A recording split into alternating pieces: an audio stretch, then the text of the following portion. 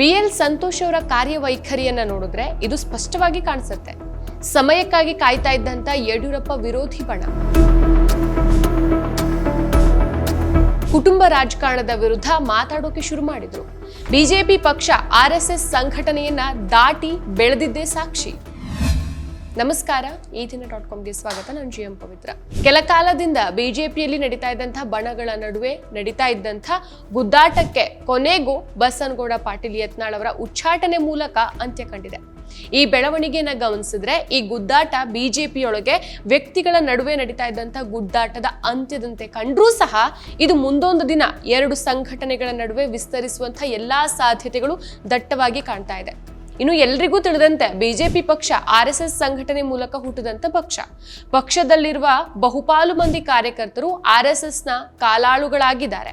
ಆದ್ರಿಂದಾನೆ RSS ಪಕ್ಷವನ್ನ ನಿಯಂತ್ರಿಸೋಕೆ ಪ್ರಯತ್ನ ಪಡ್ತಾನೆ ಇರುತ್ತೆ. ಶಿಸ್ತಿನ ಪಕ್ಷ ಅಂತ ಹೇಳ್ಕೊಳ್ಳುವಂತ ಬಿಜೆಪಿ ಪಕ್ಷ ತಾವು ಎಂದಿಗೂ ಸಹ ಕುಟುಂಬ ರಾಜಕಾರಣ ಸಹಿಸೋದಿಲ್ಲ, ತಳಮಟ್ಟದ ಕಾರ್ಯಕರ್ತರಿಗೆ ಹೆಚ್ಚಿನ ಅವಕಾಶ ನೀಡ್ತೇವೆ ಅನ್ನೋ ತತ್ವ ಸಿದ್ಧಾಂತವನ್ನ ಹೊಂದಿದ್ರೂ ಕೂಡ ಅದರಲ್ಲಿ ಬದ್ಧವಾಗಿದ್ಯಾ ಅನ್ನೋ ಪ್ರಶ್ನೆಗೆ ಇಲ್ಲ ಅನ್ನೋ ಉತ್ತರನೇ ಸಿಗತ್ತೆ. ಪಕ್ಷದ ಆರಂಭದಲ್ಲಿ ಎಲ್ಲರೂ ಮೂಲ ತತ್ವ ಸಿದ್ಧಾಂತಕ್ಕೆ ಬದ್ಧರಾಗಿ ಪಕ್ಷವನ್ನ ಕಟ್ಟಿದ್ರು, ಕಡೆಗೆ ಪಕ್ಷ ಸಂಪೂರ್ಣವಾಗಿ ಯಡಿಯೂರಪ್ಪ ಅವರ ಹಿಡಿತಕ್ಕೆ ಸಿಕ್ಕಿತು. ಅದಕ್ಕೆ ಯಡಿಯೂರಪ್ಪ ಅವರ ಲಿಂಗಾಯತ ಪ್ರಭಾವ ಕಾರಣನೂ ಇರಬಹುದು. ಯಡಿಯೂರಪ್ಪ ಅವರ ಪ್ರಭಾವ ಎಲ್ಲಿವರೆಗೂ ಬೆಳೀತು ಅಂತಂದ್ರೆ ಕರ್ನಾಟಕದಲ್ಲಿ ಬಿಜೆಪಿ ಪಕ್ಷ RSS ಸಂಘಟನೆಯನ್ನ ದಾಟಿ ಬೆಳೆದಿದ್ದೇ ಸಾಕ್ಷಿ. ಇದಕ್ಕೆ ಕಾರಣ ಯಡಿಯೂರಪ್ಪ.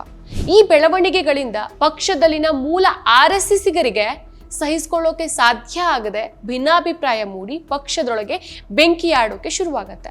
ಇನ್ನು ಸಮಯಕ್ಕಾಗಿ ಕಾಯ್ತಾ ಇದ್ದಂಥ ಯಡಿಯೂರಪ್ಪ ವಿರೋಧಿ ಬಣದವರಿಗೆ 2014ರಲ್ಲಿ ಯಡಿಯೂರಪ್ಪ ಅವರ ಭ್ರಷ್ಟಾಚಾರ ಪ್ರಕರಣಗಳನ್ನ ಮುಂದಿಟ್ಕೊಂಡು ಪಕ್ಷದಲ್ಲಿ ಅವರ ಪ್ರಭಾವವನ್ನ ಕಡಿಮೆ ಮಾಡೋಕೆ ಪ್ರಯತ್ನಿಸಿದ್ರು. ಆದ್ರೂ ಪಕ್ಷದೊಳಗೆ ತನ್ನನ್ನ ನಡೆಸ್ಕೊಂಡ ರೀತಿಗೆ ಸಿಟ್ಟುಗೊಂಡಂತ ಯಡಿಯೂರಪ್ಪ ಬಂಡಾಯ ಎದ್ದು ಹೊಸ ಪಕ್ಷ ಸ್ಥಾಪಿಸೋ ಮೂಲಕ ಕರ್ನಾಟಕದಲ್ಲಿ ಬಿಜೆಪಿಗೆ ತಾನೆಷ್ಟು ಅನಿವಾರ್ಯ ಅನ್ನೋದನ್ನ ತೋರಿಸ್ಕೊಟ್ರು. ಬಿಜೆಪಿ ಹೈಕಮಾಂಡ್ ಕೂಡ ಯಡಿಯೂರಪ್ಪ ಅವರ ಅನಿವಾರ್ಯತೆಯನ್ನು ಒಪ್ಪಿ ಮುಂದೆ ವಿಧಾನಸಭೆ ಚುನಾವಣೆಗೆ ಪಕ್ಷಕ್ಕೆ ಮತ್ತೊಮ್ಮೆ ಬರಮಾಡ್ಕೊಂಡ್ರು. ಇದನ್ನ ಸಮರ್ಥಿಸುವಂತೆ 2018ರಲ್ಲಿ ಬಿಜೆಪಿ ಪಕ್ಷ ಮತ್ತೆ ಅಧಿಕಾರದ ಗದ್ದುಗೆಯನ್ನು ಏರಿ ಪಕ್ಷ ಸಂಪೂರ್ಣವಾಗಿ ಯಡಿಯೂರಪ್ಪ ಮತ್ತು ಅವರ ಕುಟುಂಬದ ತೆಕ್ಕೆಗೆ ಸೇರ್ಕೊಳ್ಳುತ್ತೆ.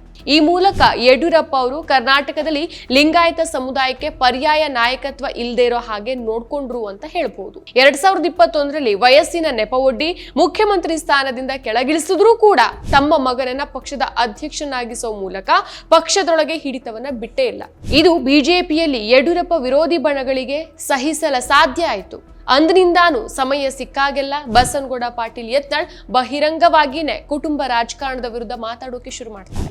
ಆ ಮೂಲಕ ಯಡಿಯೂರಪ್ಪ ಅವರನ್ನ ಎದುರಾಕೊಂಡ್ರು ಅಂತಾನೆ ಹೇಳ್ಬಹುದು. ಇಲ್ಲಿ ಗಮನಿಸಬೇಕಾದಂತಹ ವಿಷಯ ಅಂತಂದ್ರೆ ಬಸನಗೌಡ ಪಾಟೀಲ್ ಯತ್ನಾಳ್ ಅವರು ಸ್ವಯಂ ಪ್ರೇರಿತರಾಗಿ ಯಡಿಯೂರಪ್ಪ ಅವರನ್ನ ಎದುರಾಕೊಂಡ್ರು ಅಂತ ಯೋಚಿಸಿದ್ರೆ ಅದು ಕಷ್ಟ ಸಾಧ್ಯ. ಅತ್ಯಂತ ಪ್ರಭಾವಿಗಳನ್ನ ಎದುರಾಕೊಳ್ಬೇಕಾದ್ರೆ ಪ್ರಭಾವಿಗಳ ಬೆಂಬಲ ಬಹುಮುಖ್ಯ ಆಗಿರುತ್ತೆ. ಯತ್ನಾಳ್ ಅವರು ಯಾರ ಬೆಂಬಲದಿಂದ ಬಂಡಾಯ ಎದ್ರು ಅಂತ ತಿಳಿಬೇಕಾದ್ರೆ ಸ್ವಲ್ಪ RSS ರಾಜಕಾರಣವನ್ನ ಗಮನಿಸಬೇಕಾಗತ್ತೆ. ಬಸನಗೌಡ ಪಾಟೀಲ್ ಯತ್ನಾಳ್ ಅವರು ಮೂಲ RSSಗರು.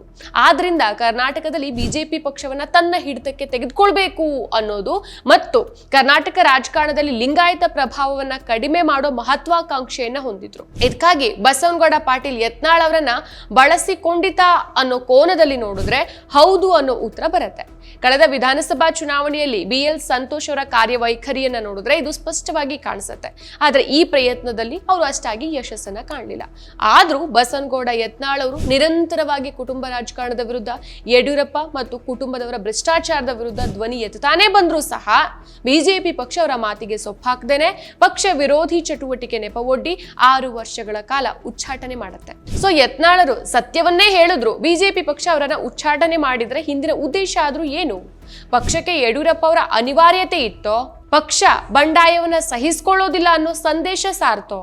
ಸ್ವಲ್ಪ ಇದರ ಹಿನ್ನೆಲೆಯನ್ನ ಪರಿಶೀಲಿಸಿದ್ರೆ ಇಲ್ಲಿ ಬಿಜೆಪಿ ಪಕ್ಷ ಮತ್ತು RSS ಸಂಘಟನೆಯ ಸಂಘರ್ಷವನ್ನ ಕಾಣಬಹುದು. 2018ರಲ್ಲಿ ನರೇಂದ್ರ ಮೋದಿಯವರ ಪ್ರಭಾವದಿಂದ ಕೇಂದ್ರದಲ್ಲಿ ಬಿಜೆಪಿ ಅಧಿಕಾರಕ್ಕೆ ಬಂದ ನಂತರ RSS ಅನ್ನ ಯಾವ ಸೂಚನೆಯನ್ನ ಸರ್ಕಾರ ಪಾಲಿಸ್ತಾ ಇಲ್ಲ ಅನ್ನೋ ದೂರುಗಳು RSS ಮೊಗಸಾಲೆಯಲ್ಲಿ ಕೇಳ್ಬರ್ತಾ ಇದ್ದದ್ದು ಸುಳ್ಳೇನಲ್ಲ.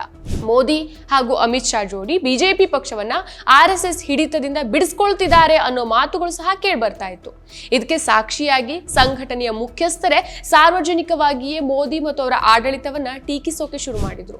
ಸೊ ಒಟ್ಟಾಗಿ ನೋಡಿದ್ರೆ ಇಲ್ಲಿ ಯಡಿಯೂರಪ್ಪ ಅವರಿಗೆ ತಾವು ಸಾರ್ವಕಾಲಿಕ ಲಿಂಗಾಯತ ನಾಯಕರು ಅಂತ ತೋರಿಸ್ಕೊಳ್ಳೋ ಮಹತ್ವಾಕಾಂಕ್ಷೆ ಮೂಲಕ ಬಿಜೆಪಿ ಪಕ್ಷದಲ್ಲಿ ಪ್ರಭಾವಿಯಾಗೋದು ಮತ್ತು ಪ್ರಶ್ನಾತೀತರಾಗಿ ಇರೋದಾಗಿದೆ. ಸೊ ಈ ಕಡೆ RSS ಸಂಘಟನೆಗೆ ಇತ್ತೀಚೆಗೆ ಕರ್ನಾಟಕದಲ್ಲಿ ಕಡಿಮೆ ಆಗಿರುವಂತಹ ತನ್ನ ಪ್ರಭಾವವನ್ನ ಮರುಸ್ಥಾಪಿಸುವಂತಹ ಉಮೇದಿದೆ. ಅದಕ್ಕೆ ಬಿಜೆಪಿ ಪಕ್ಷದ ಅಗತ್ಯ ಇದೆ. ಸೊ ಇವುಗಳ ಮಧ್ಯೆ ಬಸವನಗೌಡ ಪಾಟೀಲ್ ಯತ್ನಾಳ್ ಅವರು ಬಲಿಪಶು ಆಗಿದ್ದಾರಾ? ಮುಂದಿನ ಸಂಘರ್ಷ ಎಲ್ಲಿಗೆ ತಲುಪುತ್ತೆ ಮತ್ತು ರಾಜಕೀಯ ಬಲಿಪಶು ಯಾರಾಗ್ತಾರೆ ಅನ್ನೋದನ್ನ ಕಾದು ನೋಡ್ಬೇಕಾಗಿದೆ. ಮತ್ತಷ್ಟು ವಿಶೇಷ ವಿಡಿಯೋಗಳನ್ನು ನೋಡಲು ಮತ್ತು ಹೊಸ ವಿಡಿಯೋಗಳ ಬಗ್ಗೆ ತಿಳಿಯಲು ಈ ದಿನ .com ಯೂಟ್ಯೂಬ್ ಚಾನೆಲ್ ಸಬ್ಸ್ಕ್ರೈಬ್ ಮಾಡಿ ಮತ್ತು ಬೆಲ್ ಐಕಾನ್ ಕ್ಲಿಕ್ ಮಾಡಿ.